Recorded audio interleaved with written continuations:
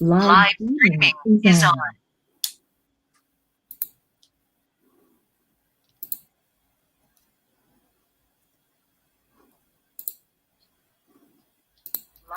Moi ben, boa tarde a todas e todos. Estamos agora xa en directo para presentar a mesa redonda que nos ocupa hoxe.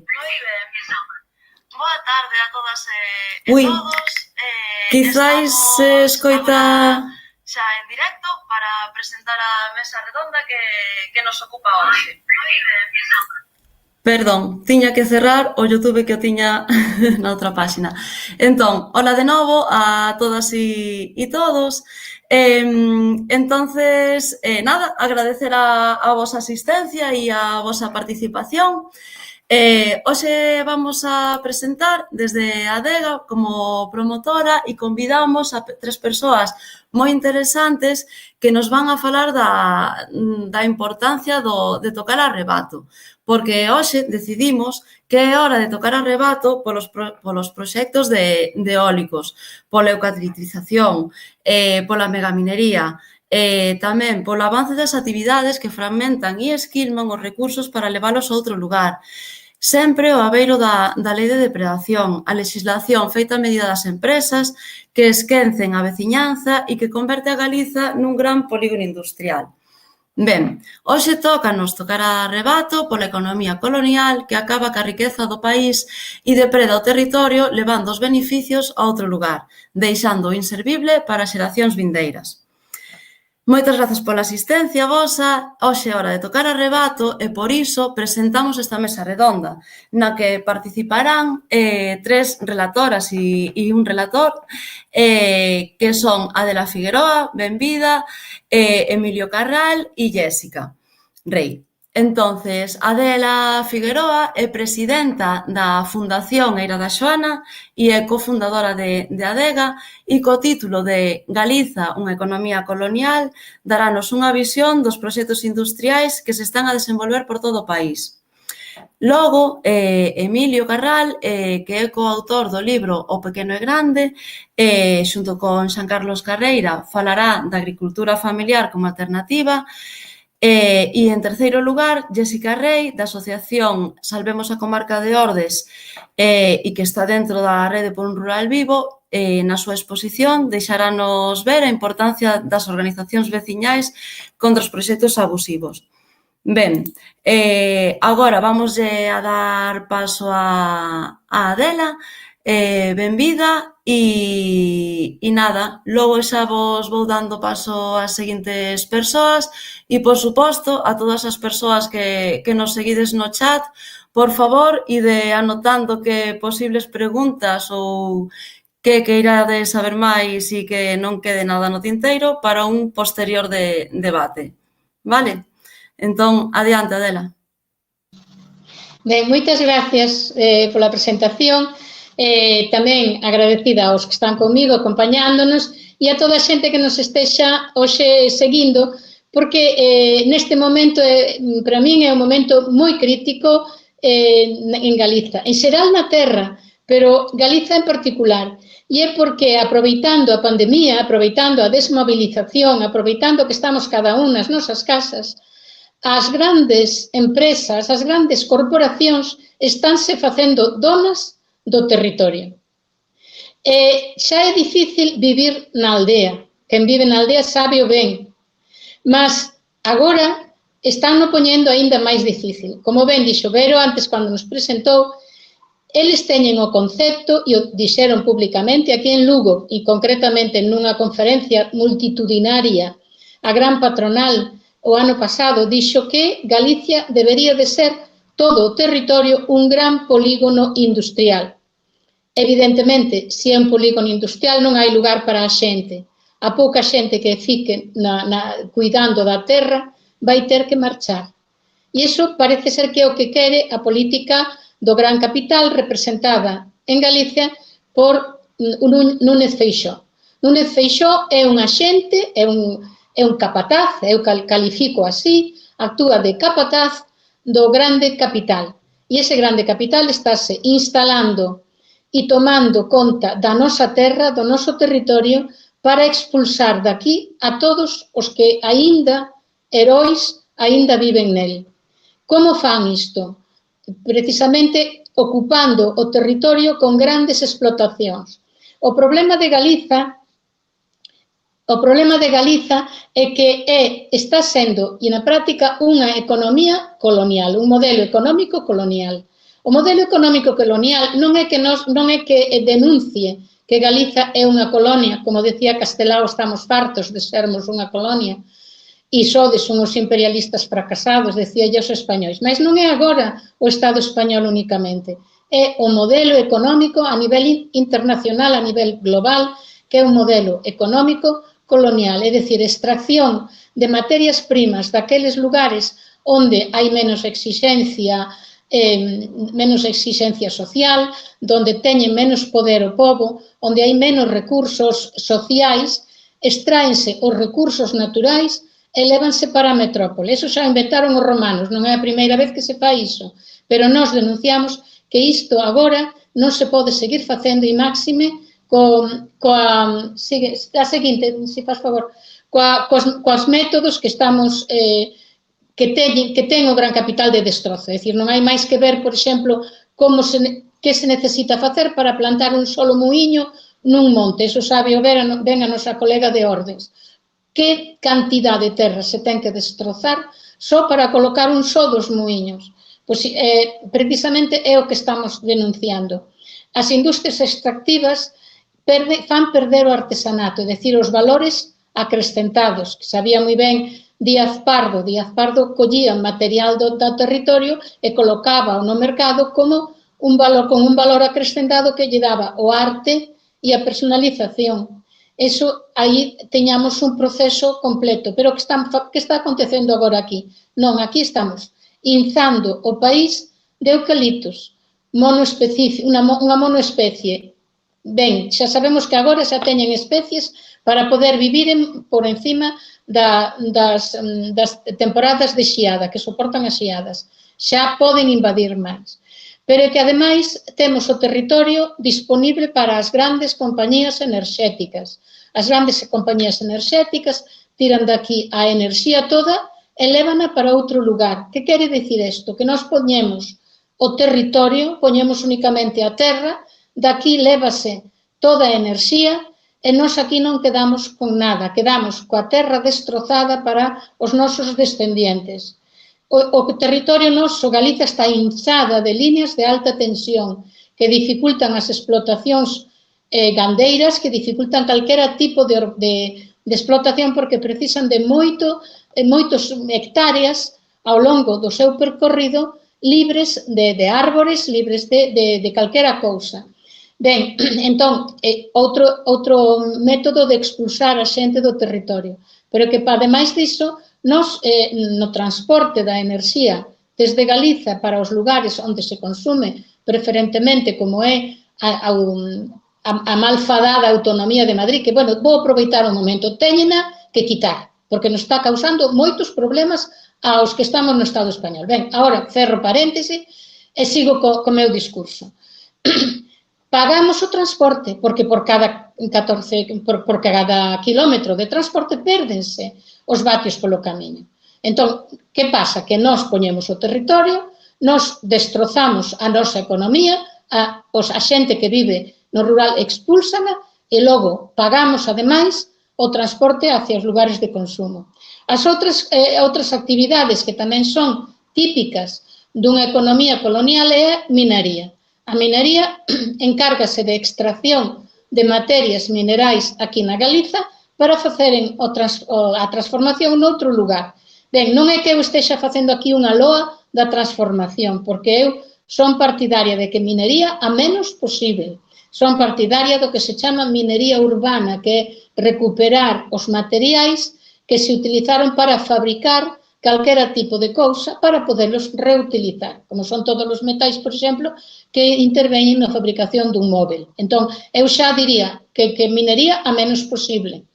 E tamén despois temos o problema dos residuos, que xa sería moi longo tratalos, pero que é importante ver como en Galiza hai unha política totalmente desafortunada en materia de residuos que non beneficia para nada ao país. E logo xa da gandeiría, da agricultura e gandería, como nos vai falar Emilio, pareceme interesantísimo, estou esperando para escoitalo porque me parece un tema importantísimo. Por último, teríamos transportes, que somos os grandes esquecidos, porque nos necesitamos estar ben comunicados entre nós, fundamentalmente. E depois, desde que estemos ben comunicados entre nós, podemos pensar en comunicarnos co resto do mundo, que tamén é importantísimo, mas non destrozando o territorio mediante aves e cousas dese tipo que son irreversibles. Ben, entón, eu vou falar do problema forestal porque me parece que é gravísimo, gravísimo. Fixaivos, están deixando plantar eucaliptais nas nacentes dos ríos. Iso, só por iso xa había que tocar a rebato no territorio, porque se os ríos non levan auga, se os ríos, se se utiliza onde nacen as nascentes dos ríos, utilízanse para facer medrar eucaliptos que están zugando esa auga aí, que lle queda ao resto do país? Que lle queda ao resto do mundo, incluso? É a agresión máis potente que se está facendo. E non só nas nacentes dos ríos, eu puxen aí o río Miño porque me parece escandaloso que nas nacentes, no Pedregal de Irimia, un lugar sinalado, un lugar para nós simbólico, do ponto de vista incluso afectivo e da nosa mitoloxía, nos une a él moitas cousas. Están plantando, deixan plantar grandes masas de eucaliptais.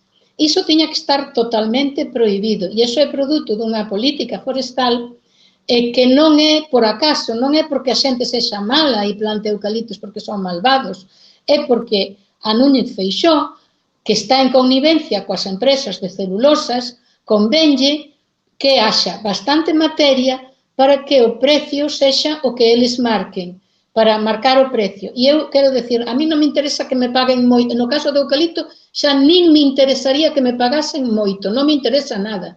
E me interesa que o eucalipto está substituindo as grandes masas forestais caducifolias que gobernaban os ecosistemas na Galiza.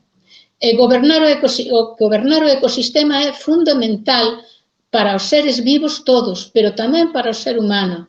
Estas persoas que están plantando eucaliptos, viven na Coruña, viven en Vigo, viven en Madrid, viven en Sarria, pero non van vivir na aldea, precisamente plantan os eucaliptos cando xa non viven no campo, cando xa non traballan o campo.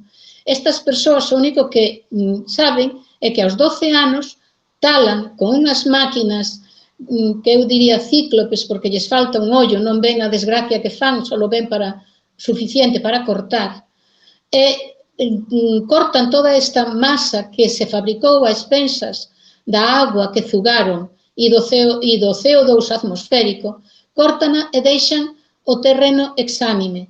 Que acontece? Que nós con os eucaliptos estamos plantando desta maneira, estamos colaborando a acelerar o cambio climático.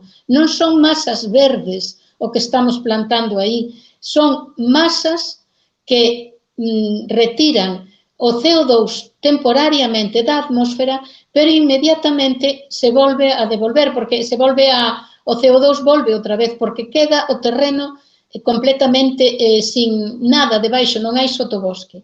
Ademais, estas masas de eucaliptais son enemigas da biodiversidade.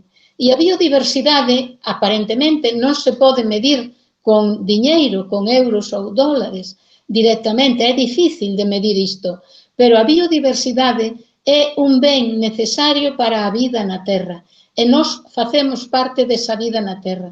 Estamos agora no medio dunha gran pandemia. Esta gran pandemia realmente nos atacou así con esa furia porque non había amortecemento da biodiversidade entre os animais, a floresta e os seres humanos. E virán máis pandemías como esta porque estamos destruíndonos a nós mesmos. Debaixo dun eucaliptal non hai merlos que canten, nin hai paxariños. E non é só porque nos encante escoitar os paxariños, nós construímos a máis bonita literatura medieval das cantigas de Amigo e escoitábamos os paxariños da Idade Media cantando ali. Mas non é só por iso, é porque representa a biodiversidade. Entón, hai 500.000 hectáreas como mínimo de eucaliptais en Galiza xa plantadas, polo tanto representan aproximadamente o 17% da terra galega, de toda a terra galega. Estamos matando a galiña dos ovos de ouro, que é a nosa terra, que é a nosa vida. Os eucaliptos botan a xente fora. Para alén disso, os eucaliptos chaman polo lume. Son especies inflamables, teñen unhas esencias, o eucaliptol, que é inflamable. Todo o mundo sabe o inferno que pode acontecer cando as masas de eucalipto se prenden. Moita xente igual mirou o filme O que arde. O que arde é unha denuncia poética contra este tipo de políticas forestais agresivas, só gobernadas polo monopolio capitalista. E, ademais, temos que lembrar, por exemplo, a política agresiva florestal non só na Galiza, sino no norte de Portugal. Non esquecemos os mortos dos incendios, nin esquecemos os mortos dos incendios aquí. Pero, cando pensemos nos eucaliptos, pensai que estamos matando o papel ecolóxico da floresta. A floresta en sí non só ten valor porque dea castañas, que é moi importante. As castañas alimentaron o Caurel e alimentaron a Galiza inteira antes que chegase a pataca. No Caurel aínda lles chaman, as patacas chaman as castañas da terra. Non é só por iso, é porque teñen un traballo ecolóxico, teñen labor ecolóxica. O papel ecolóxico dos bosques é insustituíble. E cando falamos de bosques, non falamos de soutos e carballeiras somente, falamos da mistura das árbores. Podes pasar, Lucía. Ben, para que vexades que a ciencia apoia estes acertamentos que estou dicindo, desde o departamento de Adolfo Rivera na Universidade en Pontevedra, na cátedra de Ecoloxía en Pontevedra, na Universidade de Vigo e Ourense, investigaron cuánto dano lle facía os eucaliptais aos lenzois, ás masas de auga subterráneas, é dicir, as reservas de auga que quedan embaixo da terra, que non se evaporan coa calor do sol, sino que están aí como o reservorio para alimentarnos. E vede que cuanto máis avanzan os eucaliptos e cuanta máis edade ten, máis diminúe o nivel freático. Cando diminúe o nivel freático, estamos en grave risco, porque a auga non é só que vemos que nace en Fonmiñá como o río Miño, a auga é tamén a que está embaixo da terra, embebendo os torróns, e que nos reserva para os momentos de necesidade que pode agromar. Sigue, Lucía, por favor. Ben, entón, que estamos facendo cos eucaliptais? Estamos facendo o que chamamos o deserto verde, porque só valen para cortar, fixaivos que barbaridade, 12 anos unha árbore para ser cortada, e non digo unha, sino hectáreas enteiras de árbores, quedan cuadrados marróns cando se cortan os eucaliptos, non queda nada ali, as máquinas que os cortan destrozan a terra tamén. Por iso se chama un deserto verde, porque sí que é certo que fornece de madeira, pensade que unha molécula de glucosa, a celulosa está feita de moléculas de glucosa, a glucosa son C6H12O6, ben, necesita cada molécula, 6 moléculas de auga, evidentemente, pero se unha fibra de eucaliptus, un eucalipto mide 12, 14, 15, 30 metros de alto, todo eso é unha fibra de celulosa. Imagináis millóns e millóns de moléculas de glucosa para facer esa celulosa hasta lá arriba. Por lo tanto, ¿cuántas moléculas de auga ten que absorber rapidísimamente para fabricar?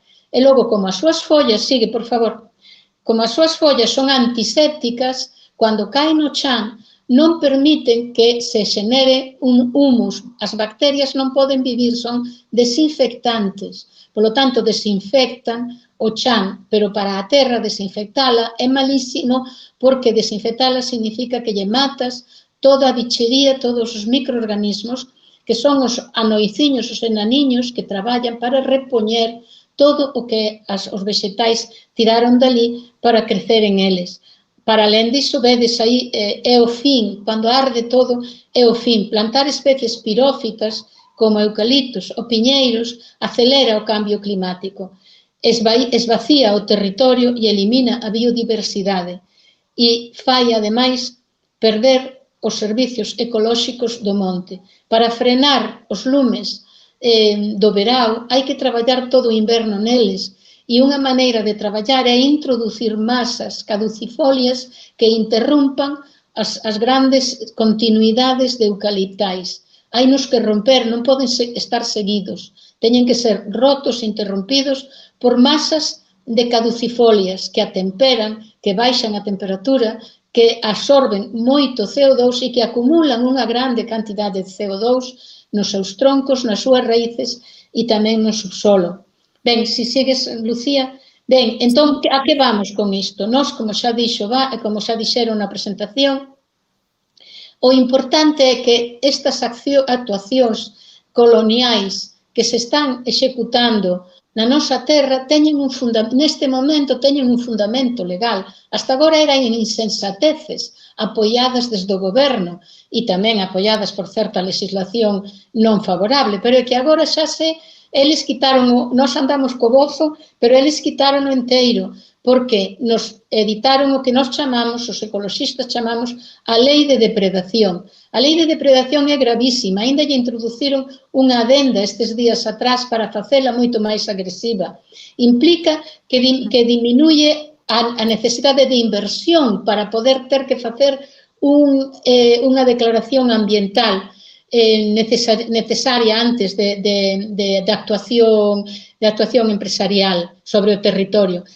Tamén reduce o número de traballadores necesarios exixibles para que unha empresa teña que facer a declaración de impacto ambiental e a avaliación de impacto ambiental. Reduce os trámites, sobre todo para mega minería, que é tremenda, porque é minería baixo ceo, a ceo aberto, que destroza o terreno e non permite que se recompoña. E, ademais, para todas as industrias extractivas. Ademais, non diminuíu a transparencia, porque resulta que son as propias empresas as que deciden o que é privativo e o que vai ser público. Non son os poderes públicos os que deciden a transparencia sobre elas, son as propias empresas. Pódense guardar moitas características sen necesidade de abrilas ao público. Ademais, hai unha cousa gravísima, facilita a expropiación forzosa. Isto que acontece, por exemplo, nós estamos traballando moito con moitos parques eólicos, os veciños de Paradela, os veciños gañamos o do Iribio, pero os veciños que temos aquí que nos explicarán millor, si saben que hai expropiación forzosa, iso xa é unha coacción tremenda para que a xente venda, porque senón sabe que total vanllelo quitar. Isto xa aconteceu coas encrobas, xa aconteceu con outros casos en Galicia. E agora que quedou das encrobas? Pensai que quedou de todo aquilo, máis que un buraco, despois de 30 anos. Xa teño que cortar. Como tendes aí a lei, podedes mirala, pero os aconsello entón que consultedes a lei de depredación. E por iso eu fago un chamamento a rebato contra a lei de depredación. Non podemos facer unha manifestación agora, pero faremos todo o que poda unir as vosas forzas coas nosas, porque temos que deitar abaixo esa lei. Moito obrigado a todos por me ter escoitado este alegato tan apasionado, porque teño medo que a miña terra se vaya. Moito obrigada. Moitas grazas, Curra, moitas grazas, moi interesante. Eu quedeime aí con un par de apuntamentos, logo querería algún detalle máis que me parece aí interesante. Ben, agora vamos dar o paso a Emilio Carral, que xa como vos decía anteriormente, o coautor do libro Pequeno e Grande, e nos vai a dar datos da actividade agraria, do desenvolvemento sustentável e da ocupación do territorio. É dicir, vainos a falar un pouquiño da agricultura familiar como alternativa, algo que parece pois moi interesante e moi necesario no territorio que habitamos en Galiza, non? Entón, pois, nada máis. Bueno, antes creo que esquecín decir, non? Que Emilio é profesor de Ecoloxía na Universidade de Santiago, na Escola Politécnica Superior do campus de Lugo, e estamos moi agradecidas da súa participación hoxe aquí. Entón, nada, grazas e adiante, Emilio.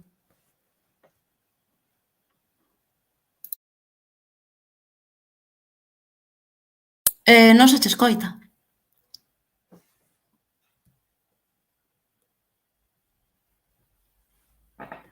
No, mira a ver se hai aí o símbolo de quitarlle o... Aquí, ahora Aí escoita. está, perfecto, agora sí, sí. E a ver se dou compartillado, porque antes funcionaba máis veces e ahora non. A ver, pois tampouco vai. Abaixo á esquerda tería... Sí, pero que xa me pasou antes. Desligo un momentiño, volvo a conectar e... Vale. Sí, bon, pois nada, mentras agardamos por Emilio, nada, animamos vos as persoas que estades participando no chat a que, bueno, quizáis tomedes algunha nota para despois continuar o debate coas persoas que temos hoxe a ocasión de preguntarlles pois en primeira persoa. Entón, a ver si agora Emilio, hola de novo. Hola. Agora, aí está a presentación, perfecto. Ben. Pois moitas gracias. Nada, pois como xa comentaba, bueno, vai a ser unha moi breve, digamos, descripción ou caracterización da agricultura da Galiza en función, o sea, basicamente utilizando as estadísticas oficiais tanto da Xunta como do Ministerio, non? Para ver que un pouco que tipo de agricultura temos e como eso podemos relacionar pois coa ocupación do territorio, co uso do territorio e coa maior ou menor necesidade que se derive de ter xente ou non nas aldeas, non? Entón, bueno, isto é unha serie de caracterización que fomos facendo a partir, bueno, da publicación ese pequeno libriño. Entón, o primeiro, decir que, bueno, que ainda que nos parece, ou a veces o decimos, pois Galiza non é diferente ao resto do mundo, é dicir, a agricultura a pequena escala ou a agricultura familiar está moi presente en todo o mundo e, bueno, estos dados que estamos vendo aí son do 2015, agora veremos non do 2105, do 2015, pero veremos o que pasa no ano no que estamos, non?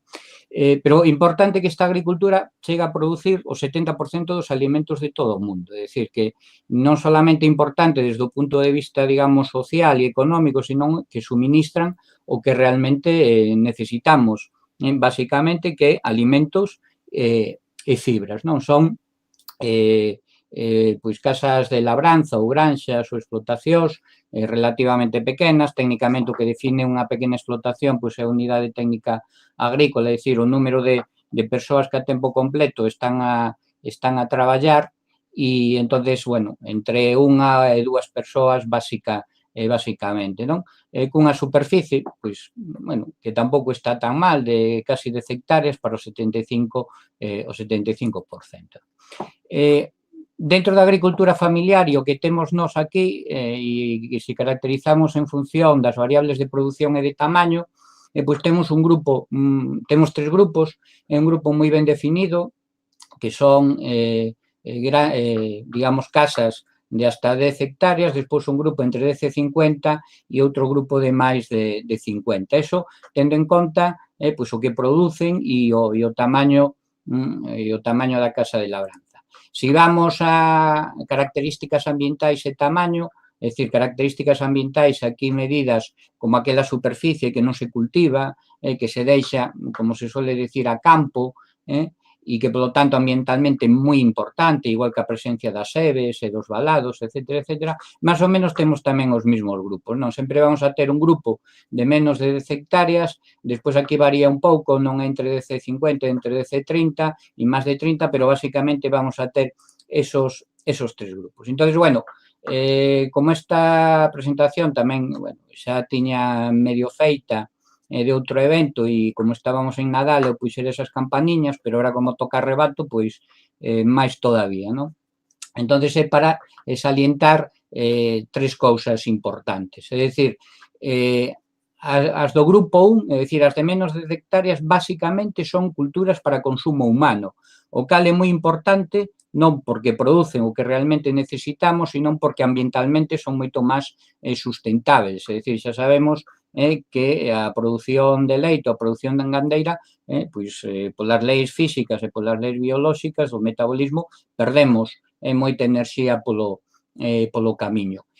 Tamén teñen, bueno, producen, digamos, teñen algún tipo de produción animal, pero basicamente son granívoros e, desde o punto de vista ambiental, o que comentábamos antes, teñen unha superficie non productiva, unha superficie que se deixa a campo, que se deixa, por así decirlo, a monte, que ten un beneficio ambiental impresionante e moito maior que os outros grupos. Entón, bueno, temos esos tres grupos e o máis importante pois é o primeiro grupo, que son o que poderíamos coñecer como hortas familiares, como casas de labranza de menos de 10 hectáreas, e outro dato moi importante é que con solamente o 24% da superficie agraria útil van nos dar ou teñen máis do 51% de cultivo para consumo humano. É dicir, inda que pareza moi capitalista, aquí sí que é certo de que con menos faise moito máis, non? En comparación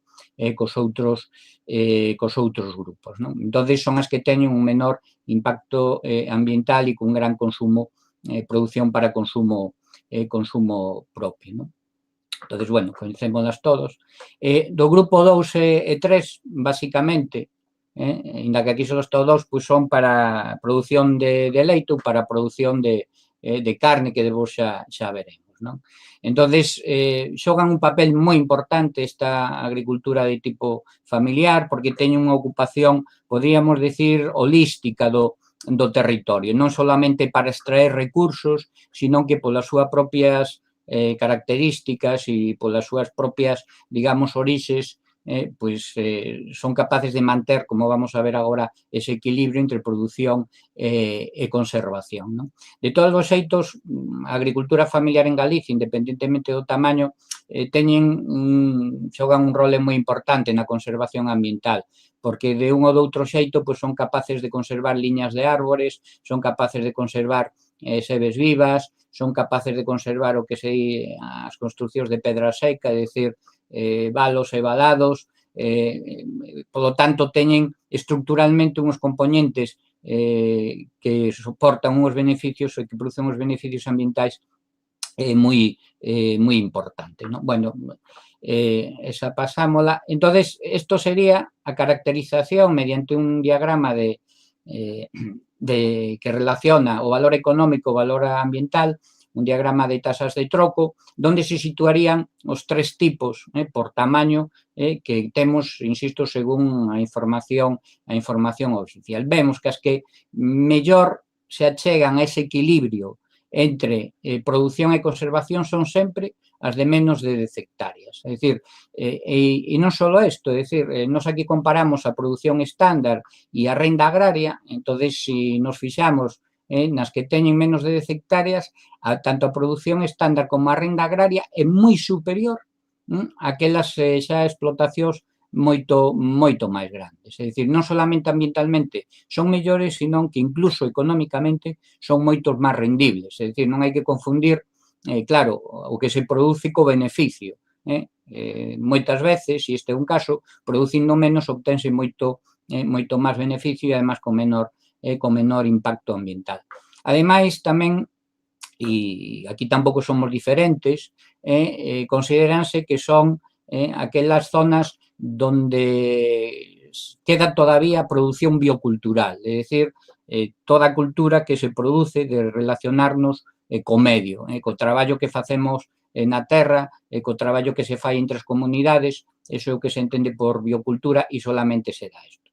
E non se trata, como moitas veces se quere facer ver e un pouco para criticar este tipo de ocupación de territorio, de volver a autarquía, non? Xa veremos que realmente a autarquía é o que se dá na agricultura industrial. Entón, non se trata de volver cara atrás, de chorar polo que había antes, non ten nada que ver, aínda que moitas veces, pois, por intereses dos que xa falou Adela, pois sí que non lo queren facer ben, non?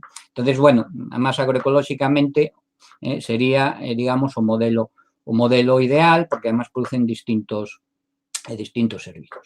Con estadísticas do 2019, pois vemos que esta situación, digamos, é moi curiosa no noso país e vai un pouco empeorando. Primeiro, e que é un dato alucinante, solo estamos cultivando o 14,4% da superficie que temos en Galicia. Evidentemente, dos 3 millóns de hectáreas, non toda a superficie útil desde o punto de vista agrario, pero na Galiza temos aproximadamente un 30% de SAU, de superficie agraria útil. Pois, según os dados oficiais do 2019, porque 2020 non están disponibles da Xunta de Galicia, só estamos cultivando o 14%, é dicir, ni siquiera chegamos o 50% da superficie agraria da superficie que podría ser cultivable, da superficie agraria útil.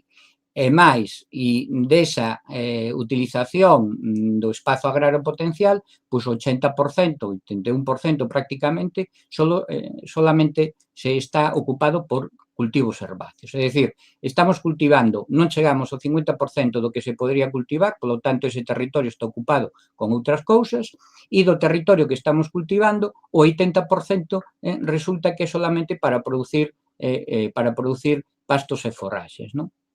Cando, evidentemente, temos outro tipo de producións moi interesantes, que non só producir carne, só producir leite, e que aquí danse moi ben. Que ocorre? Que, evidentemente, pois é o minoritario, non? Como podemos ver. Incluso este outro tipo de producións son tan rendibles, incluso viramos antes, máis rendibles económicamente que o que habitualmente se vende como un éxito da agricultura galega, que é a producir leite e producir carne, non? É dicir, que ni siquiera económicamente están en peor situación, senón o contrario, non? Entón, hai un gran desequilibrio no uso, na ocupación do territorio desde a perspectiva agraria. É dicir, bueno, isto están calculados aquí, a superficie que necesitaría está calculada en función pois dos consumos habituais que temos nos nosos fogares e utilizando evidentemente unha produción media, etcétera, pero temos un déficit absoluto en produción de cereais, en produción de leguminosas, incluso en produción de pataca, curiosamente, e claro, e temos un superávit descomunal en produción de pastos e en produción de cultivos forraxeiros. Por qué? Porque estamos orientados hacia un tipo de agricultura moi especializada e realmente, inda que sea familiar, moi industrial. E, ademais, outro paradoxo que aparece por aquí, bueno, desde o punto de vista da explotación, sobre todo para a produción de leite, pois seguimos tendo unha agricultura, inda que non nos pareza, unha agricultura familiar, é dicir, cunha media de 20 vacas por explotación, o 90% teñen menos de 50 vacas, pero basicamente están bastante equilibradas entre carne e leite, evidentemente hai máis de leite, pero están relativamente parellas. Pero o que é curioso é que temos unha agricultura, sobre todo en estes dos sectores a pequena escala, pero moi industrializada.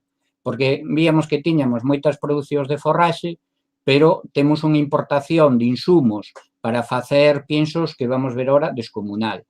Temos unha sobremecanización tamén asombrosa. E todo isto deriva pois en esta aposta polo monocultivo por así decirlo, da vaca, que as vacas evidentemente non teñen a culpa de nada, non? Produción de leite, basicamente, e tamén produción de carne. Isto era o que me refería antes, é dicir, estamos ocupados 80% do que cultivamos a prados e a forraxen e, sin embargo, estamos importando o 80%.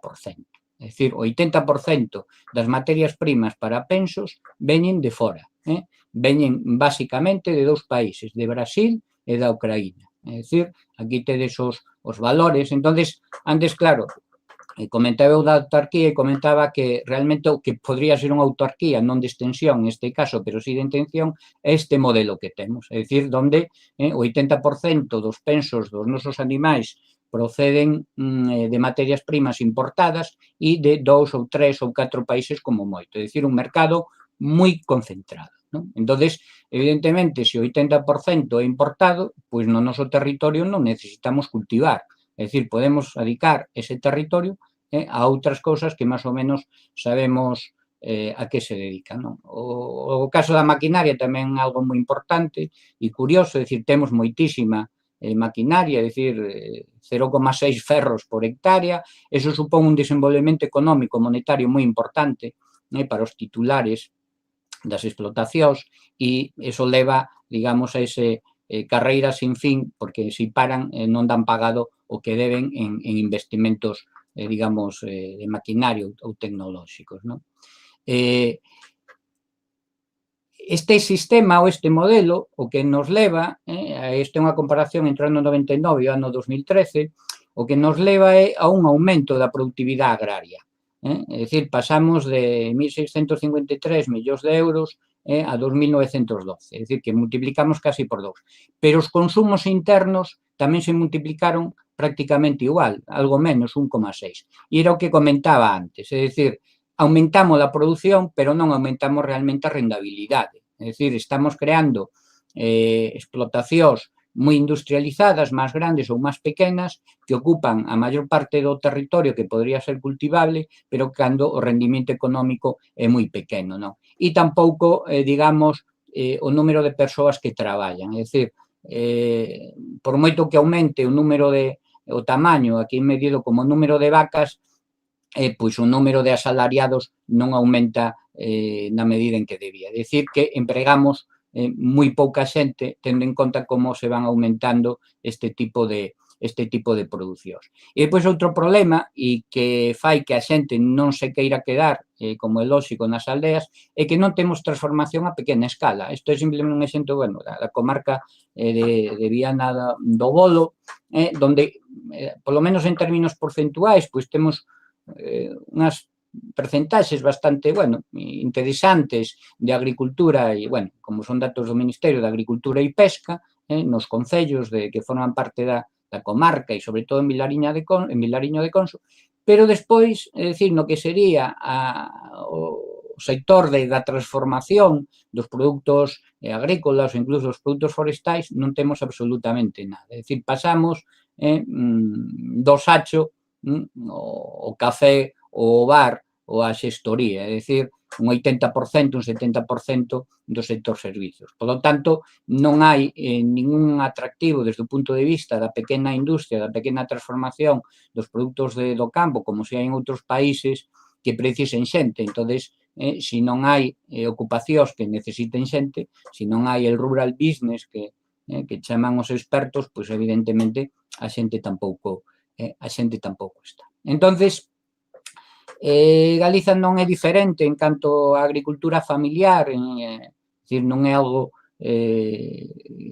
noso en exclusivo, pero sí que é diferente, digamos, nas políticas agrarias, e que o que levan é a unha agricultura que sigue sendo máis ou menos familiar ou a pequena escala, pero moi próxima á industrial.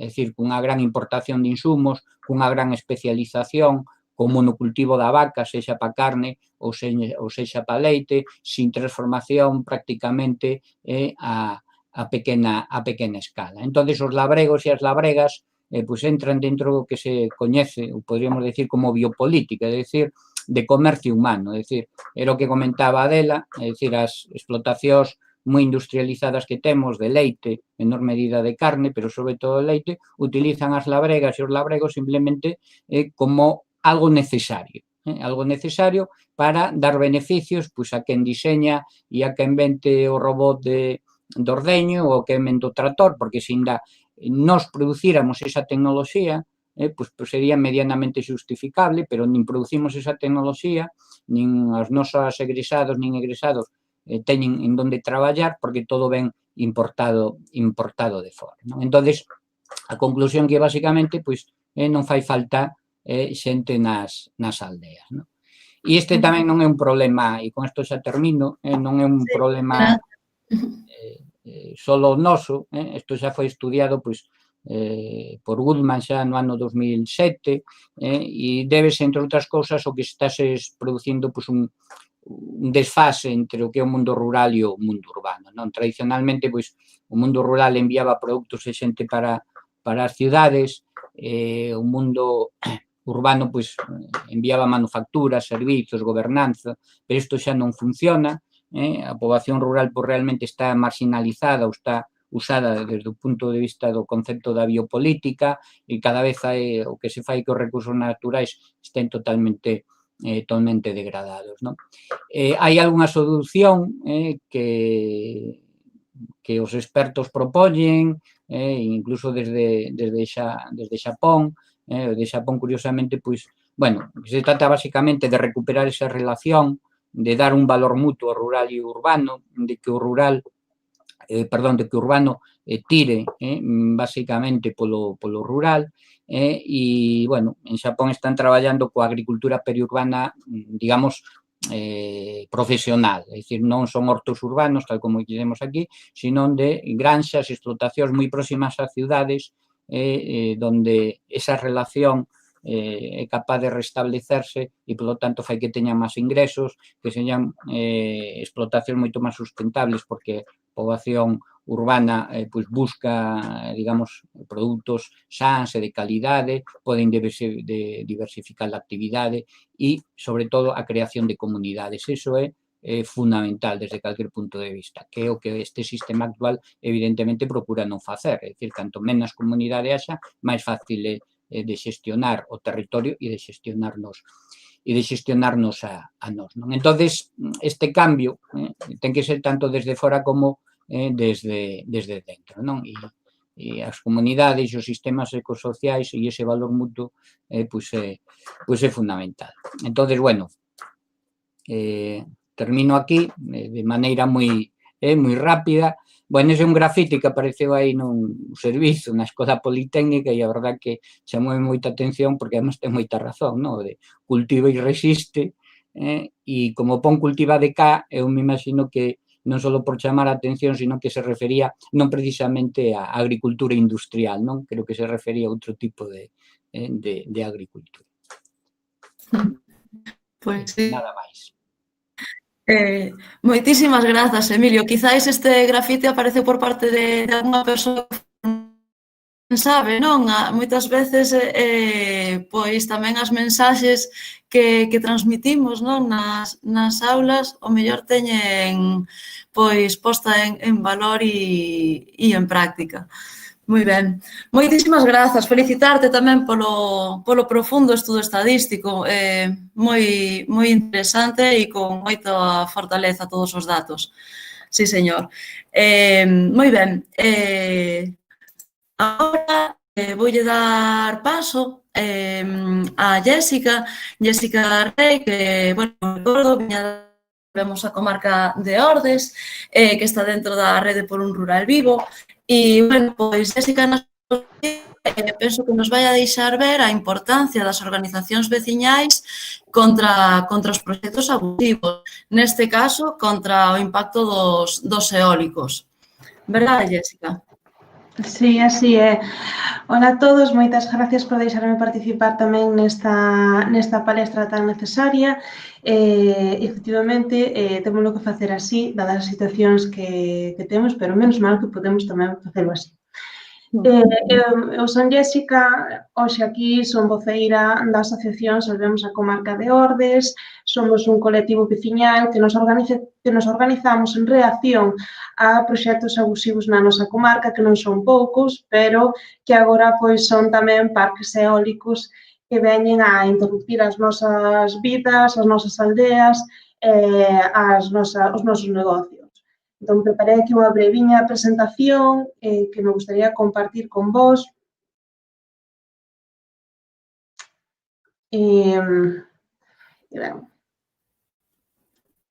Bueno, Aire, Auga, Terra Limpas é o noso lema. Como vos dixen, somos unha organización veciñal que vimos obligados a organizarnos. Contovos un pouquiño algunhas dos nosos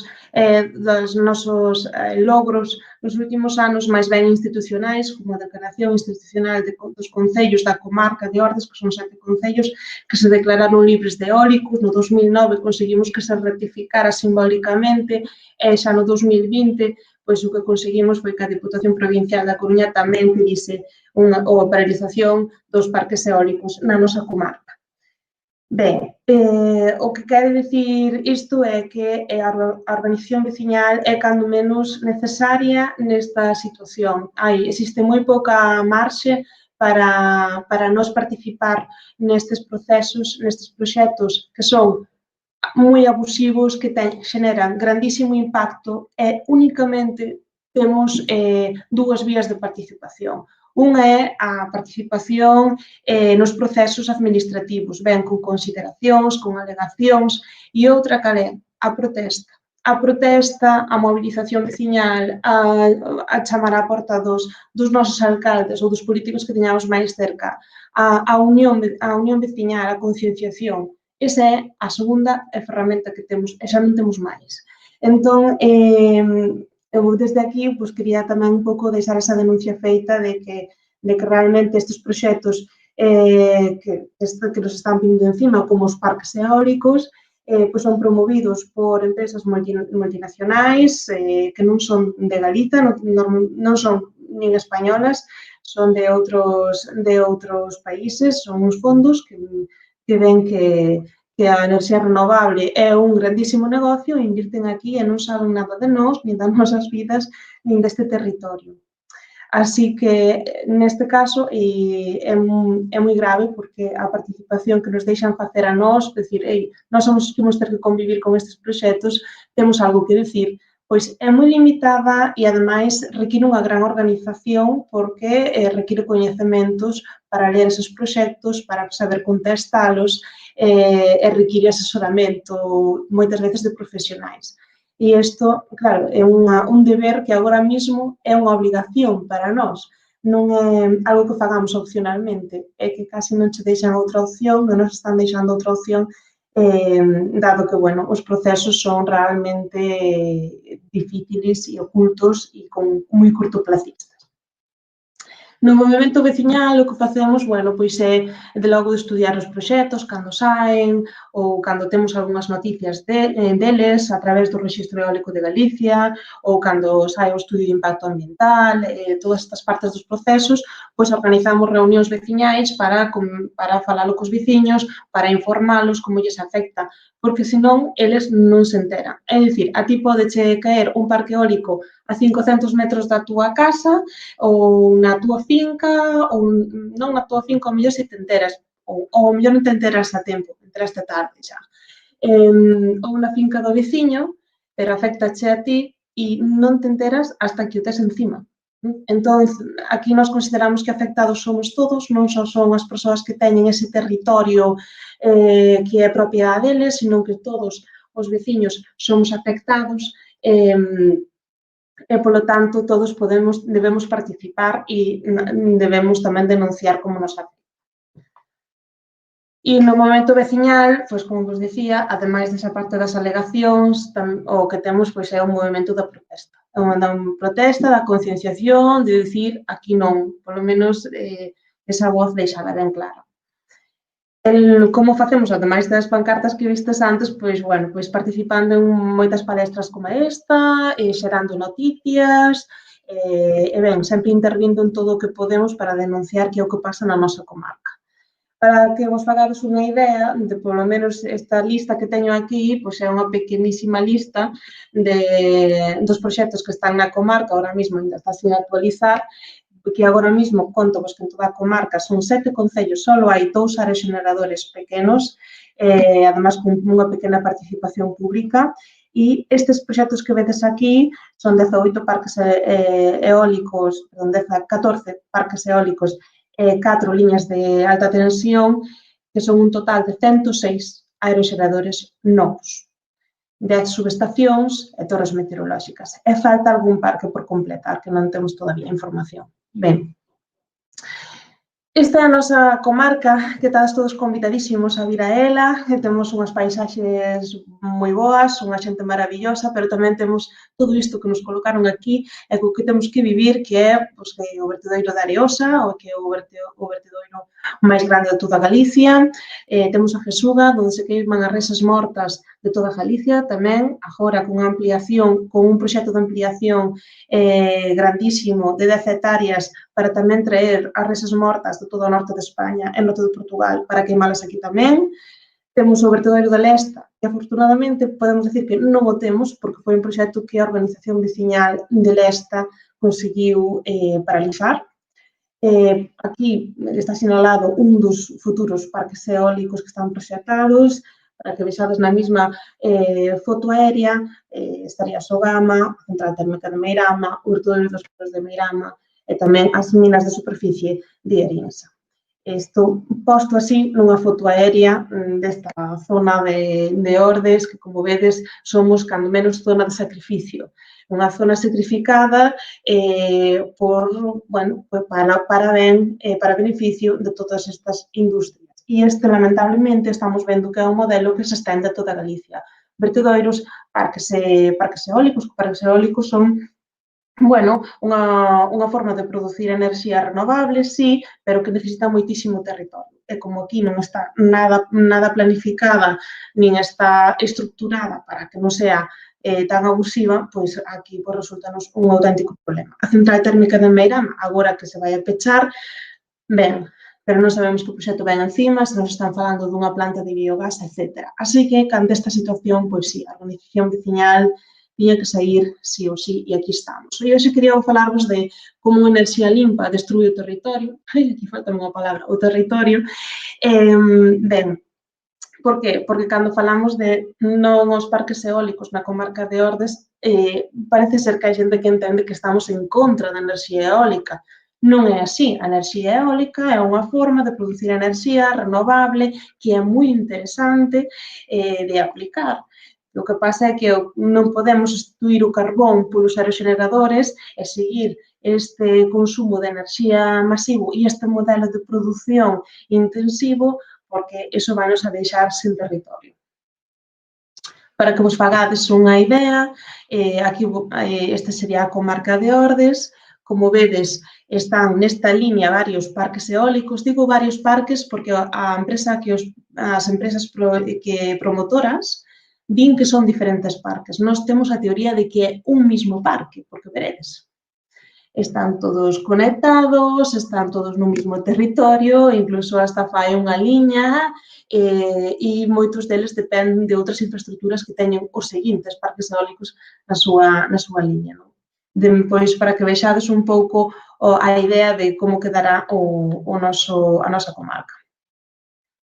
Denunciamos a fragmentación dos parques. Isto é un concepto un pouco técnico ao mellor, pero o que quere dicir é que os aeroxeneradores e a produción eólica proxéctase en parques eólicos. E aquí o que nos presentan son diferentes mini parques eólicos, curiosamente, ningún deles pasa de 50 megavatios e, polo tanto, así poden pasar como un proxecto diferente ao anterior. Pero decidime a min, por exemplo, que diferencia hai entre este parque e este outro. Cando é da mesma empresa promotora, están moi cerca ou nestes dous, como poden ser que sexan dous parques diferentes. Aquí vemos unha clara fragmentación e isto porque utilizan as empresas, porque así facilitanlle todos os procesos administrativos para conseguir todos os permisos e, sobre todo, porque nos impactos medioambientais, nos impactos acumulados, pois ben, só teñen que presentar os efectos do parque, os efectos medioambientais, os impactos medioambientais deste cachiño deste parque e despois, outra vez, presentan os deste e logo os deste, por separado. Cando se os presentaran conxuntamente, bueno, pois os resultados serían moitísimo máis graves, en fin, terían que tomar outro tipo de medidas, e a afección sería tan alta que probablemente pois, non lles sería tan fácil facelos ou incluso non poderían nin facelos, non? Ademais, estamos falando de que son proxectos que se basean en normativas antiquísimas. Isto, por exemplo, é un exemplo dunha aldea aquí da zona que se chama Gasalla, que vai a quedar rodeada de parques de aeroxeneradores. O propio parque eólico chamase tamén Gasalla. Ben, este radio de 500 metros é a distancia que hai desde a zona urbana, a zona urbanizable, ata o aeroxenerador. Como vedes, son 500 metros xustiños, algún despois detectamos que incluso casi nin os cumplen. Ben, esta norma é de hai 20 anos, cando os aeroxeneradores medían pois, o máis alto 90 metros. Agora mesmo estamos falando de aeroxeneradores de máis do doble de tamaño. A distancia mínima non cambiou. As normas non se están adaptando ao que ven sendo un parque actualmente con todas as súas consecuencias. Esa é unha das nosas principais denuncias. Mirade, estes son os aeroxeneradores que queren colocar na nosa comarca e en gran parte de Galicia. Son aeroxeneradores que de momento non temos ningún instalados en toda Galicia, deste tamaño, son 200 metros de altura a punta da pá. Como vedes, aquí tedes a nosa querida Catedral de Santiago, que mide 75 metros. Por aquí podedes ver o tamaño dunha persoa e aquí tedes o tamaño do aeroxenerador. É dicir, non... Live streaming is on. Ben, Aí estamos, vamos vale. estar en directo. Volve a conexión, moi ben. Entón, nada, moitas grazas, Jéssica, si continúas, nada, 4 minutiños máis ou 3. Vale, veña, pois vamos alá. Simplemente agora quería lanzar unhas preguntas que a veces nos planteamos e que nos chegan moitas veces, que é, bueno, é sostible socialmente os parques eólicos? Ben, pois nós pensamos que non. Primeiro porque xeran uns graves problemas para a saúde, pola exposición constante ao ruído, por exemplo, e isto non fai falta que non lo inventamos nós, nem lo dicimos nós, senón que isto xa se está vivindo aquí en Galicia tamén, pero ademais en moitísimos outros países onde xa pasou un boom eólico no seu momento, por exemplo, Alemania ou Canadá, e xa se viviu tamén un gran movimento anti-eólicos, porque houve que regular toda esta necesidade de convivir con esta maneira de producir enerxía. Non só o ruído, sino que a proximidade dos aeroxeneradores ás casas o que fai é que ese movimento de paz constante acabe a sombra encima das casas e produza o efecto coñecido como shadow flicker ou efecto discoteca, que eso xenera unha moitísima inquietude dentro das casas. É dicir, perdemos a esencia de vivir no rural, vamos a ter a sensación de vivir nun parque industrial e non nunha aldea onde, polo menos, a falta de servizos, transportes, etc., temos tranquilidade. Pois agora, co ruído, coas sombras e o movimento destas aspas, as liñas eléctricas e as subestacións eléctricas que necesitan, os camiños os camiños do propio parque, que cambian moito a orografía que xa temos nas nosas aldeas, pois vamos a ter a sensación de estar, pois, efectivamente, nun parque. Ademais, hai outros perigos que están completamente demostrados, como o lanzamento de xeo a grandes distancias, o desprendemento de pezas dos aeroxeneradores, incendios producidos polo desgaste no rotor, son cousas que pasan con moita normalidade, porque eso podelo comprobar a través das novas que existen, están recollidos como peligros relacionados cos parques eólicos e sorpréndenos que nin tan sequera estas razóns inviten a aumentar a distancia dos parques eólicos ás casas, porque nos están poñendo en perigo tamén as nosas vidas. Por non falar da contaminación electromagnética, que estamos convencidos que tamén afecta, polo menos, ao desarrollo dos bebés, dos máis pequenos, pero tamén probablemente a nosa saúde do noso sistema nervioso. Lamentamos que non haxa tampouco máis estudios máis claros neste país e normativa que regule máis o tema da contaminación electromagnética. Sostible económicamente, ben, a nos véndennos sempre que os parques eólicos traen moitos recursos para o rural, pero realmente nós pensamos que non é así. Somos unha comarca de especial interese agrario, así declarado pola Xunta de Galicia, e veñennos a poñer os parques eólicos encima dos nosos prados, das nossas granxas, dos nosos montes, parques eólicos, liñas de alta tensión que necesitan corredores enormes para poder pasar toda esa electricidade. Todo iso vai a cambiar o noso territorio e vai a ocupar territorio que estamos destinando a outros fins que, por certo, o sector primario é o segundo sector que máis persoas aporta á seguridade social na nosa comarca. Así que non sei como pode ser isto un planteamento. Ademais de que vou a dicir que desconfiamos tamén de que poida ser compatible co pastoreo de animais de mamíferos nas zonas onde existen este tipo de instalacións.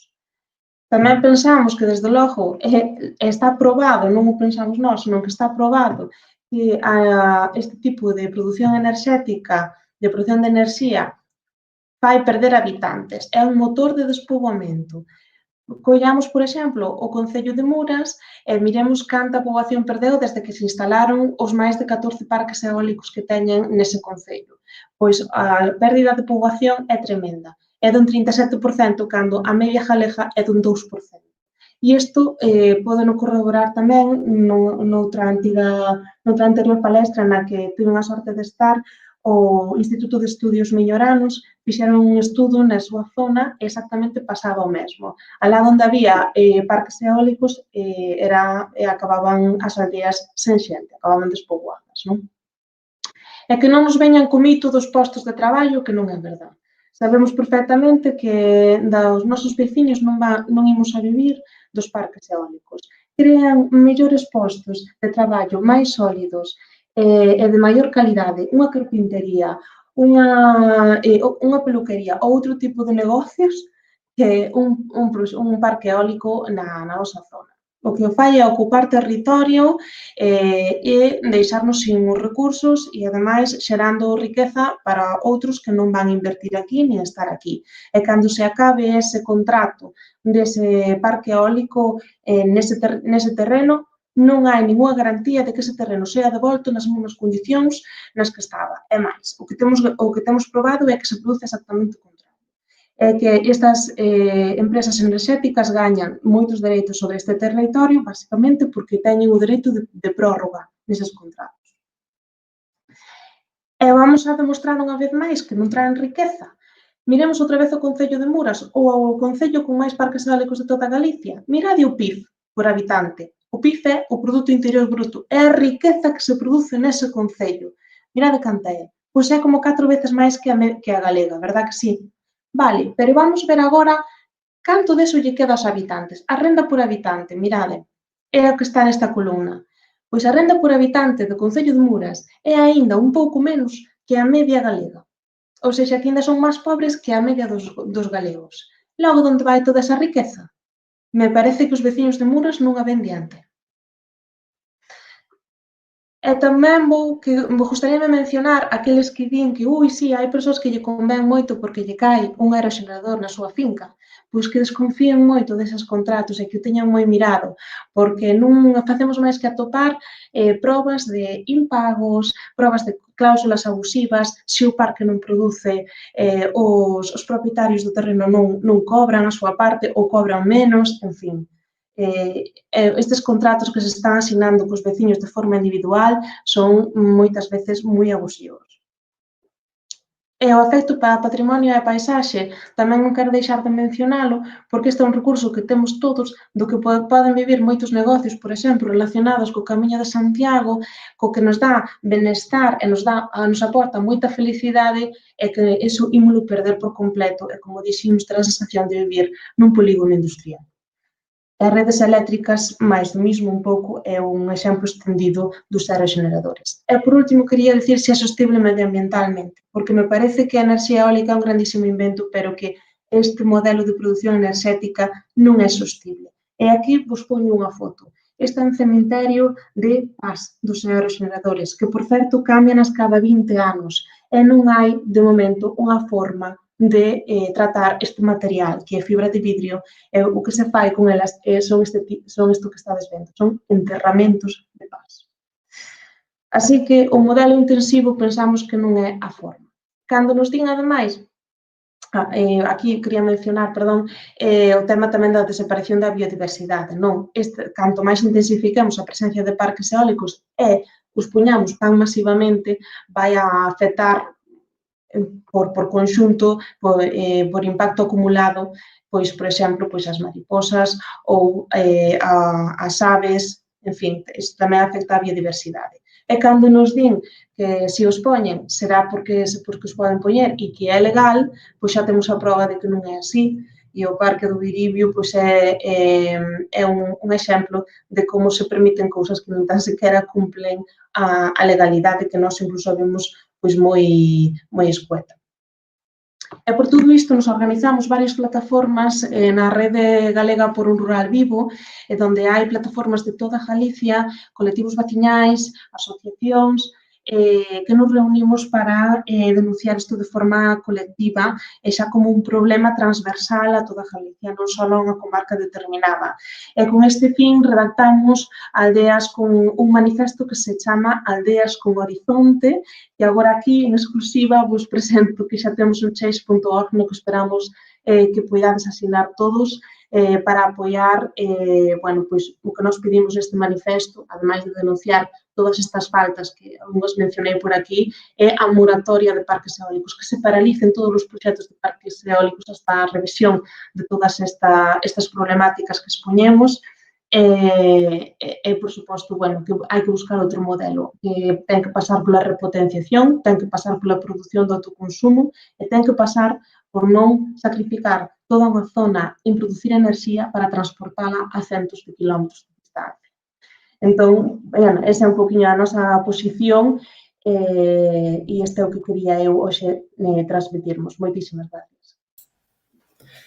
Moitísimas grazas a ti e, moitísimas grazas ás tres pola vosa participación tan completa e parabéns polos datos empregados, todos moi consistentes, creo que está todo moi ben fiado, que non cabe dúbida a todo o contido e toda a necesidade de facer este rebato, de tocar o territorio. É imprescindible antes de terminar este ano, verdade, que tamén esta palestra tivera lugar. Entón, mentras agardamos a que haxa algunha preguntiña máis no chat, eu animo vos a todas e a todos a que fades as vosas preguntas, que vos gustaría máis saber de calquera dos tres eixos que se abordaron. Eu quería facer simplemente unha reseña, de que sí que é a hora de tocar a rebato polo territorio. E tamén me parece moi interesante o punto de vista que as tres persoas fixestes, Pois tanto de solidaridade como de non criminalización tamén das diferentes colectivos afectados. Pois, por exemplo, nos decía a Curra de non criminalizar as persoas que plantan os eucaliptos, porque non son malvadas por plantar eucaliptos. O problema é o modelo que o permite. Despois nos decía tamén Emilio, non criminalicemos as vacas. As vacas non teñen a culpa de nada, senón que é o modelo intensivo e industrial, aínda que sexa por parte de familiar, pero que é tamén novamente o modelo. E que nos decía Jéssica tamén ao respecto? Nos decía non só os afectados, sino que é toda a veciñanza afectada da instalación dos parques eólicos no territorio. Non só a quen lle toque o aeroxenerador na súa leira. Non? Entón, me pareceu moi interesante porque cada quen, desde o voso eixo de presentación, pois tivestes este punto de vista en conta, non? Entón, nada, moitas grazas e vamos a ver. Vou vos a presentar aquí algunha preguntiña. Entón, Amancio Sotillo nos di que sobre o tema da fragmentación dos parques eólicos é simple e llanamente para que sexa a Administración Autonómica quen dé os permisos. Non sei moi ben se isto é unha pregunta ou é unha afirmación e por alusións, quizáis Jéssica pode confirmalo, o tema este da Administración Autonómica. Volvesme ler a pregunta, Vero, por favor. Sí, di, o tema da fragmentación dos parques eólicos é simple e llanamente para que a Administración Autonómica sexa quen dé os permisos. Efectivamente, eso entendemos que si coincidimos con esa interpretación, ese é o que buscan. Desta maneira, os plazos son máis laxos e todo o proceso é moitísimo máis fácil. Se o trámite tuvese que ser ministerial, que ainda así, pois, poden pasar proxectos grandes e demais, a exposición é con máis tempo, a documentación que se pide é maior, o estudio é máis profundo, son normalmente, pois, precisamente, proxectos grandes. Entón, esta fragmentación é interesada. O interese é que o proceso administrativo sea pola Xunta, onde temos leis como a Lei de Depredación ou outras leis que permiten, pois, outro tipo de procesos máis laxos. Ademais, asustados porque acaban de salir varias novas que temos aínda que ver como nos enfrontamos a elas, que é que van privatizar incluso este sistema de proceso do proxecto. Non vai ser nin a administración que non mire, senón unhas terceiras empresas. Por tanto, está canalizado totalmente o sistema. Coincidimos con esa interpretación. Pois sí. Mira, tamén din aquí e aproveito para convidarte a que nos pases a ligazón da petición esta de change para recoller sinaturas. Vale, porque hai aquí persoas que nos indican que, bueno, pois que se sumarían a asinar. Eu vin que o tiñas na última presentación, o sea, na última diapositiva. Se buscades unha forma sinxela, porque agora aquí non podo compartírvolo, pero que o poñeremos nas redes sociais de Salvemos a Comarca de Ordes, pero sería aldeasconhorizonte.change.org. E xa vos vai sair a petición que se titula así, Aldeas con Horizonte, que é un manifesto pola moratoria dos parques eólicos, é unha alternativa ao desenvolvemento eólico. Pois, vale, grazas. O vamos a buscar e a ver se o pegamos aquí no chat para que estea tamén disponible para clicar encima e xa entrar. Que máis? Vemos aquí, pois, Soidade Pereira nos pregunta se ten pensado levar a denuncia dos proxectos eólicos á Unión Europea. Ben, o ano pasado xa estivemos ali, pero era máis que nada por unha denuncia da comarca de Ordes non de forma global, e precisamente o que nos dixeron é que en Europa estudiábamos casos de forma transversal, tiña que ser algo que transversalmente afectase a todo o Estado, non puntualmente, nun caso, etc., a nivel medioambiental. E o que vemos é que está pasando. Este manifesto que levamos presentando desde finais de novembro, no que hai xa máis de 85 colectivos asinantes, pois ven a ser un tipo de manifesto que xa hai en Asturias, xa hai en Cantabria, xa hai ou estaban facendo en Aragón. Vemos que isto é un modelo que está pasando noutros territorios tamén de España. Coincide que son en territorios rurais, principalmente, non? Bueno, porque o rural parece que agora é campo de extensión para este tipo de proxectos que van pasar por riba da vida no rural. E entón, desta maneira, hai a esperanza de poder organizar e, de feito, constame que hai xente que xa está, hai grupos de traballo que se están traballando nesta vía para poder leválo a Europa, sí. Moitas grazas, sí. Pois, tamén temos aquí Rosa Espiñeira, nos di que é moi importante a unión entre veciños, mais moitas veces é difícil esa unión. Entón, leo entre liñas que parabéns polo voso traballo. Logo, Beatriz Noia nos di que despois de ver a foto dos cementerios dos eólicos, unha suxerencia de nova fronte ou debilidade de isto.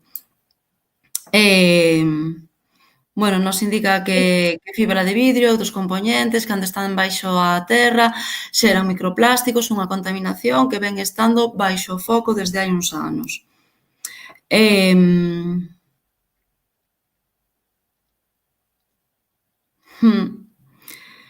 Tamén, quizáis, porque vexo que hai máis achegas, máis comentarios aquí para o tema dos eólicos, pero quixera salientar este outro que nos di aquí Fragas do Sar, que di que as empresas xogan coa información e dividen os veciños.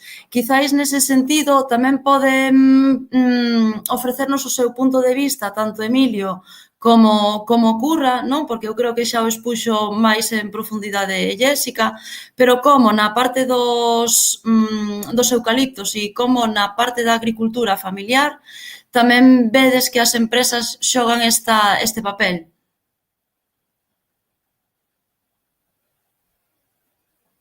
Emilio, quizáis, e logo Curra, nos podes facer un breve resumo se vedes que é só a administración e as empresas, porque aquí nos preguntan se son as empresas.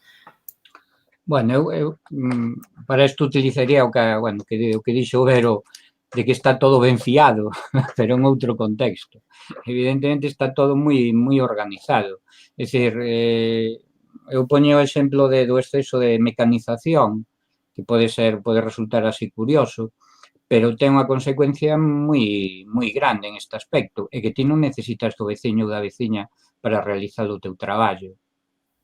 Polo tanto, non necesitas da comunidade. É dicir, o sistema o que procura é que non haxa comunidade. É dicir, hai unha cooperativa galega, que non vou dicir cal, pero que está polo sur, máis ou menos, cerca do Miño, que o que ofrece ás agricultores e agricultores é a produción integrada. É dicir, ti te das vacas e eu levo o pienso e pago o que me parece polo quilo de carne.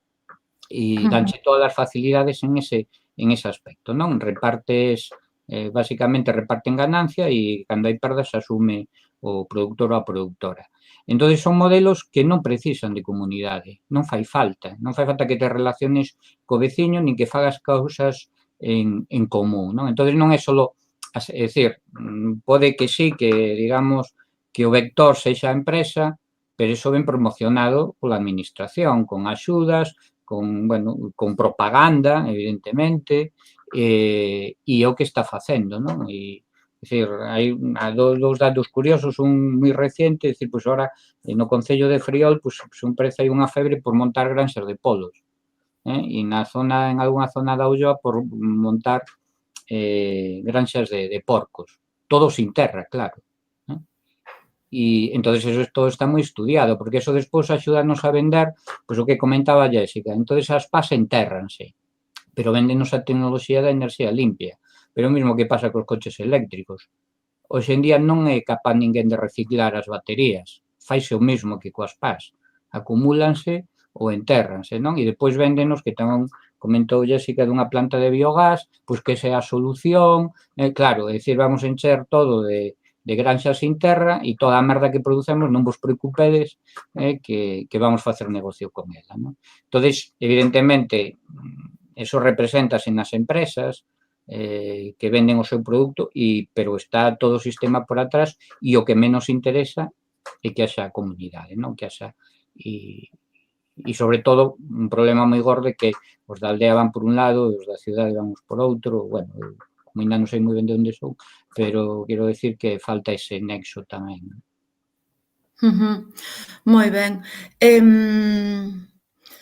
Quería tamén agora unir, antes de que Curra nos faga a súa visión deste tema por alusións a unha pregunta que fan aquí no chat, é de Esperanza González, que primeiro vos dá os parabéns ás 3 persoas e as grazas. Pregúntanos que podemos facer as persoas que non nos atopamos vinculados ao ámbito político para rodear o curtopracismo das políticas locais e de certos proxectos empresariais mencionados hoxe. É dicir, que podemos facer para evitar que se leven adiante os proxectos, sendo consciente que unha repoboación do rural é e vai ser fundamental no cambio descentralizador descolonizador.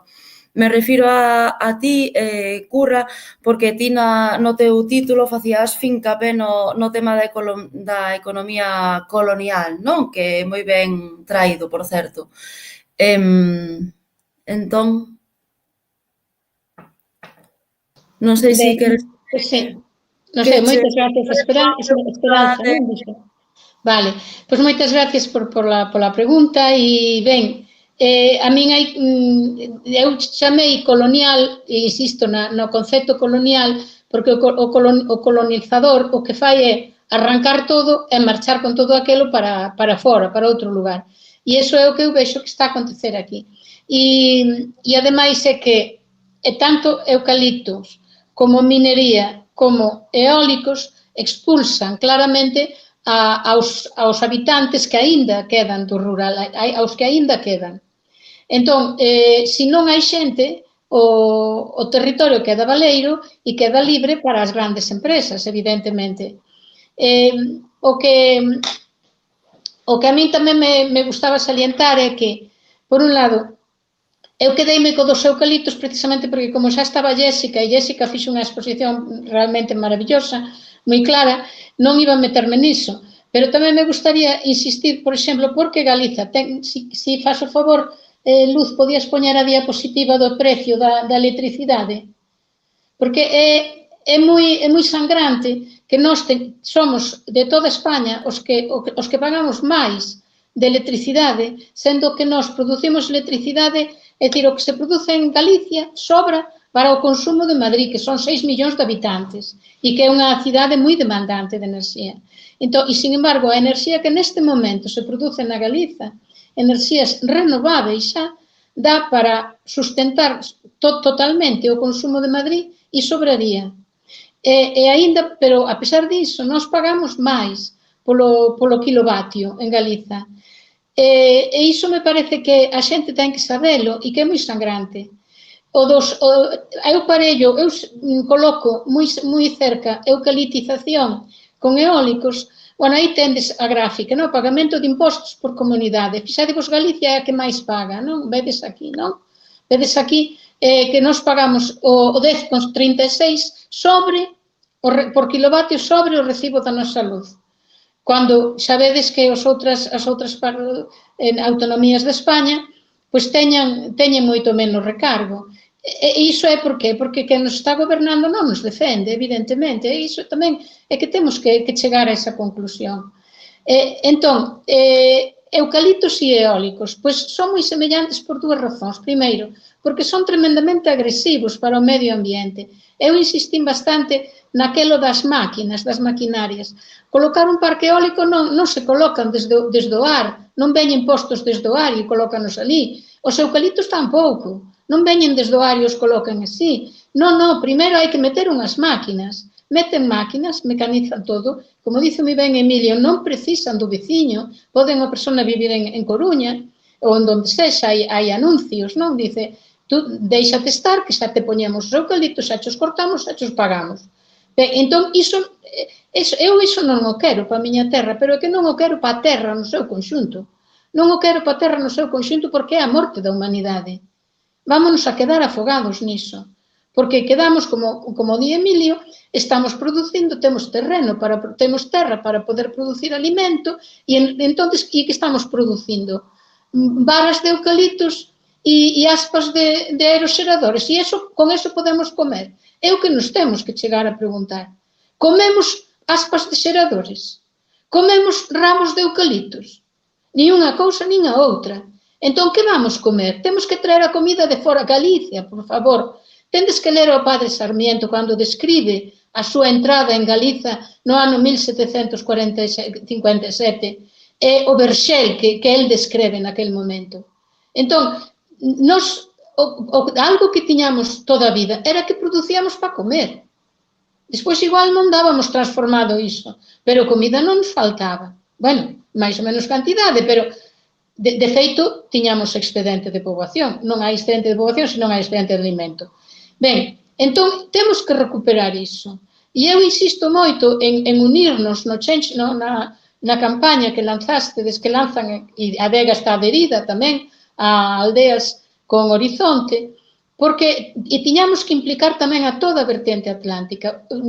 Oxalá tamén nos estén escoitando desde Portugal. A min dixeronme que se iban conectar, porque é moi semellante o problema deles ao problema noso. E a unión fai a forza. E xa que, como di Emilio, coas máquinas nos separan, pois entón co noso intelecto temos que unirnos. E é a única posibilidade que temos. Sobre todo, pensade, eu volvo outra vez co dos eucaliptos e o dos eólicos. Os dous afectan tremendamente as vetas de auga, porque os eólicos teñen que cortar polo monte. Eu vin, quen ve como se instala un parque eólico, o Iribio, bueno, calquera deles, cortan as vetas de auga. E os eucaliptos tamén zugan as augas. A auga é o principal elemento para sobreviver. Que vamos gastar a auga para alimentar eucaliptos ou para bebela nós? Que vamos gastar as augas para que se corten e que haxa parques eólicos ou temos auga para beber nós? Entón, niso é o que temos que pensar. Pero claro, para enfrentarnos a estes poderes tan grandes, se non nos unimos non nos vamos poder enfrentar. E, evidentemente, aos políticos hai que lles tirar do rabo, porque senón eles non funcionan. Eles van facer o que vexan que os seus votantes queren que fagan, porque senón non teñen votos. Entón, aí temos que tirar das orellas e temos que tirar do rabo para que fagan o que creemos que é o correcto. Moi ben que estuvestes en Bruselas, nós tamén estuvemos en Bruselas co do eucalipto. Pouco conseguimos, porque, bueno, pois non somos mayoritarios, porque justamente nós sempre estamos cos que non son mayoritarios, pero si somos maioría, como me ben dixo Emilio, dice, parece que somos poucos. Pois non, porque resulta que son pouquiño a pouquiño somos moitos. Entón, a economía do ben común, e agora ligo todo, non todo, a economía do ben común, precisamente, o que procura é a unión do pequeno produtor. O pequeno produtor que pensa no ben común e que non mide a riqueza das nacións polo produto interior bruto, senón polo grado de felicidade e satisfacción que teñen as persoas que viven neses lugares. Entón, ben, non sei se contestei a Encarna, pero, bueno, vale. E non sei se, Lu, encontraches a... Ai, bueno, nada, se queres podes poñer aquela de que Galicia é unha gran produtora de enerxía tamén. Por si queres podes poñer. Bueno, nada, era por... xa está. Vale, graciñas. Pero non se escoita.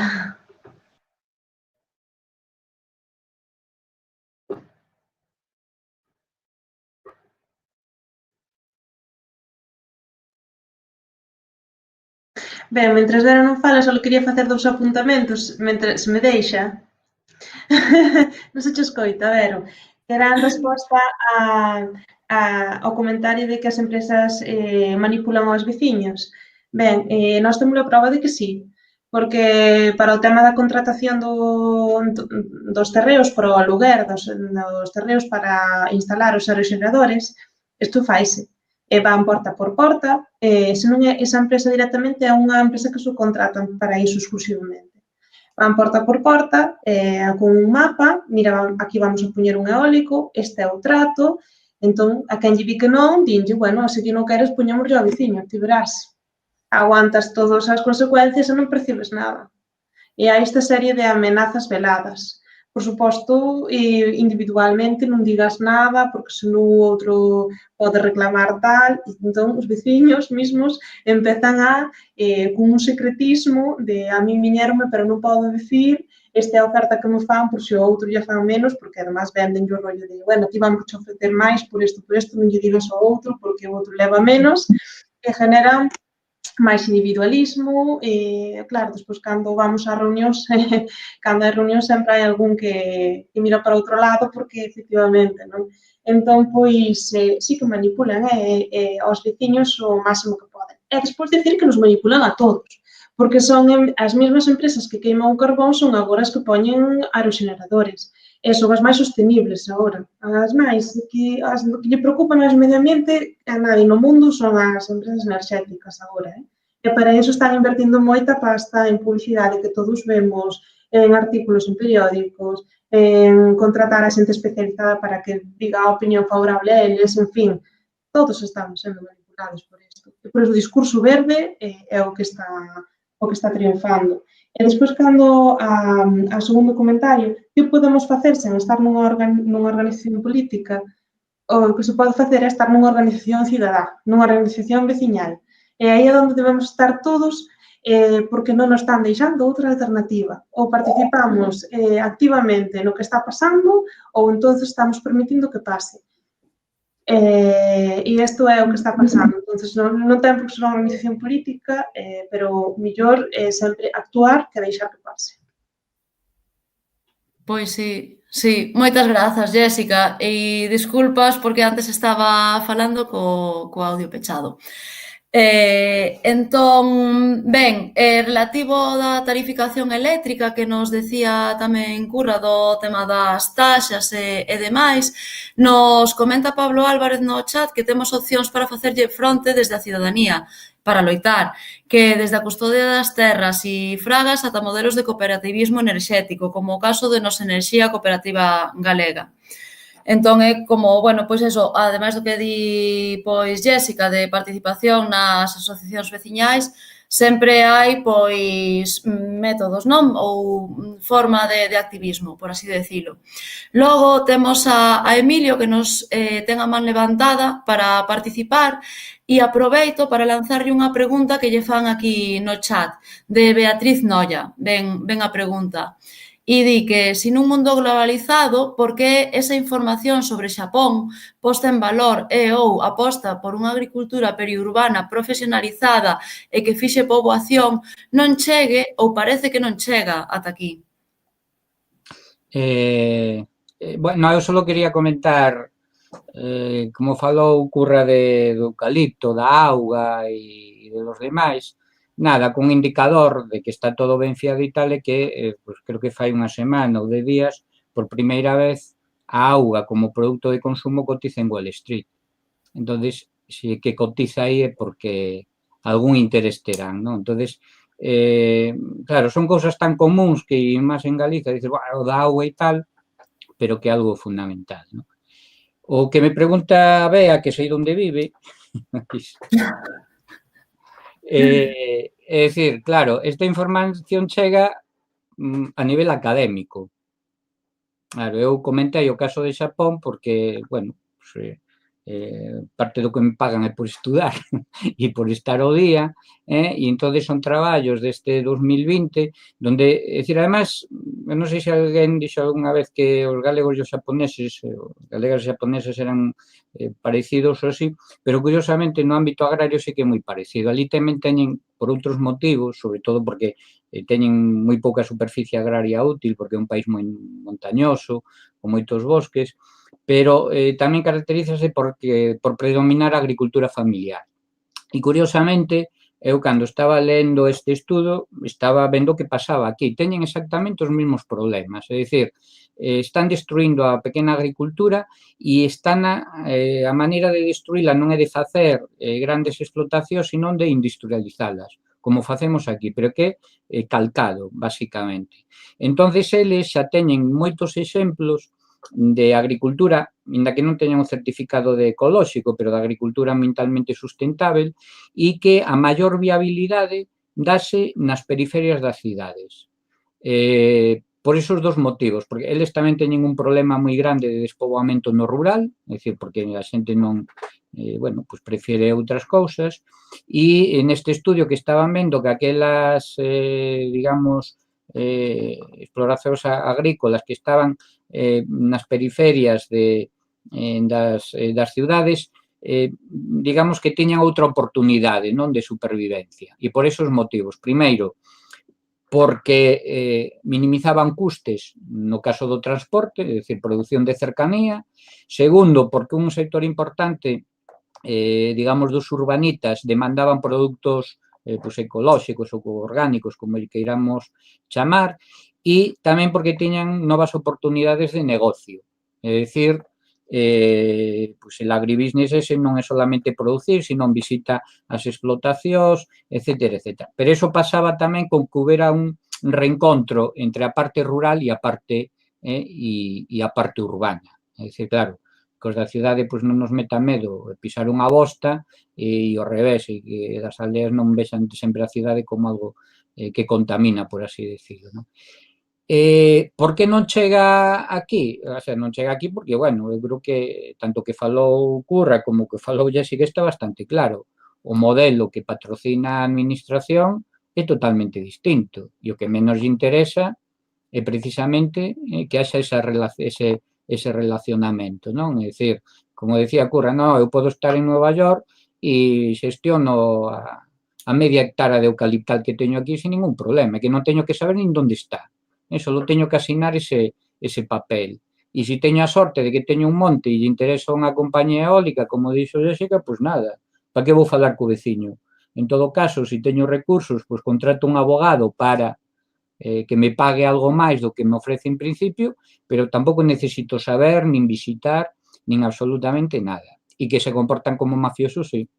Porque a min, é dicir, unha comunidade de montes en concreto que intentaron comprar o secretario, pero como nas películas, con el maletín e con aquelas, non sei se eran pesetas ou euros, para instalar un parque eólico pagando o menos posible, non? E, además, a lei sí que favorece a estas industrias, non? Porque se non chegas a un acordo con eles, tiran de legislación e pagan o que está estipulado por lei e con eso xoga. Entón, por que non chega? Porque eu creo que non chega porque, bueno, porque a administración non lle interesa, despois a academia tamén forma parte da administración, ou formamos parte da administración, e eu outro día comentando con Curra, é dicir, pois que saia ese estudio de impacto ambiental sobre os eólicos dun grupo de biólogos, non sei de onde, dicindo que o impacto non existía porque, claro, as poboacións de cervo e de non sei que non se vían afectadas, evidentemente, claro. É dicir, ti se utilizas un indicador que non ten nada que ver co que está facendo o parque eólico, non che vai a sair negativo. Ahora, se utilizas as aves, ou se incluso, que tamén hai estudios, e porque non se, bueno, porque está no mundo académico e os académicos somos como somos, non?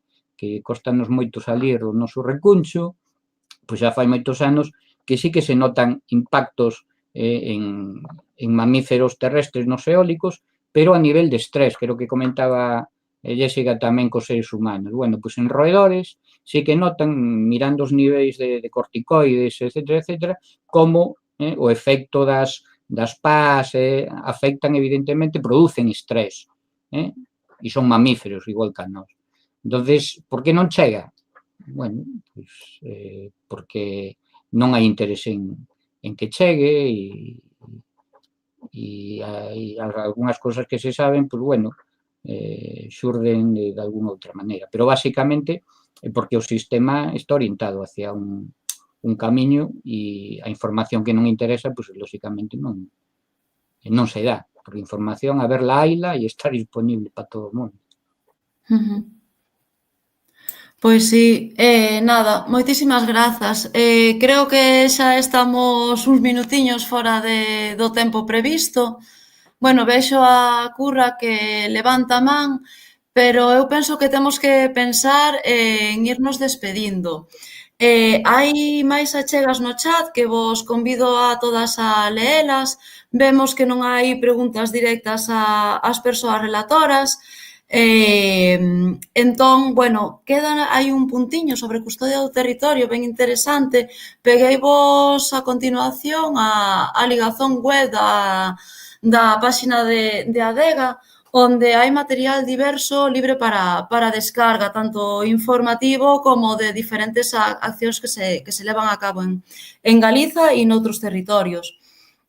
Entón, nada, voulle a dar paso, se vos parece ben a todas e a todos, a Curra, e con isto pois xa pensamos en despedirnos por hoxe. Moitísimas grazas pola vosa participación. Neste momento temos 48 persoas espectadoras, o cal non está nada mal, está moi ben para terminar este 2020 con forza e con ganas de rebate polo territorio. Bueno, comenzamos o 2021 con moita máis forza e unión entre os distintos colectivos. Entón, Curra, dinos a túa achega que te vía coa man levantada.